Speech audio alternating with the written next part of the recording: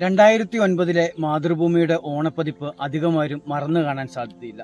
സുകുമാർ അഴീക്കോട് തന്റെ ആത്മകഥ എഴുതി തുടങ്ങിയത് ഈ ഓണപ്പതിപ്പിലൂടെയാണ്. DC ബുക്സ് പിന്നീട് ഇത് പുസ്തകരൂപത്തിൽ പ്രസിദ്ധീകരിക്കുകയുണ്ടായി. തുടർച്ചയായി പരീക്ഷകളിൽ പരാജയപ്പെട്ടിട്ടും IAS നേടിയ ഒരു യുവാവിന്റെ ജീവിതകഥയും ഈ ഓണപ്പതിപ്പിലുണ്ടായിരുന്നു. S. ഹരികിഷോർ IAS ആയിരുന്നു ആ യുവാവ്. എന്നാൽ ഇവരെക്കുറിച്ചൊന്നുമല്ല പറഞ്ഞു വരുന്നത്. പ്രണയശതകം എന്ന തലക്കെട്ടിൽ TP രാജീവൻ എഴുതിയ 100 പ്രണയ കവിതകളായിരുന്നു ആ ഓണപ്പതിപ്പിനെ എന്നെന്നും സൂക്ഷിച്ചു വെക്കാവുന്ന അമൂല്യ നിധിയാക്കി മാറ്റിയത്.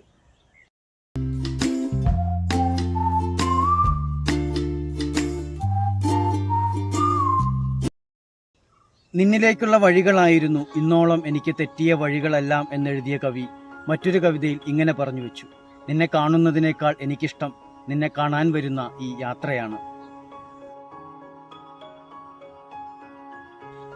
ഇംഗ്ലീഷ് പരിഭാഷ കൂടി ഉൾപ്പെടുത്തി മാതൃഭൂമി ബുക്സ് പുസ്തകരൂപത്തിൽ പ്രസിദ്ധീകരിച്ച പ്രണയശതകത്തിലെ മറ്റൊരു കവിത ഇങ്ങനെയാണ്: ആരുടെ സ്വപ്നമാണ് നീയും ഞാനും, ആരുടേതായാലും ഒരിക്കലും ഉണരാതിരിക്കട്ടെ ആ ആൾ.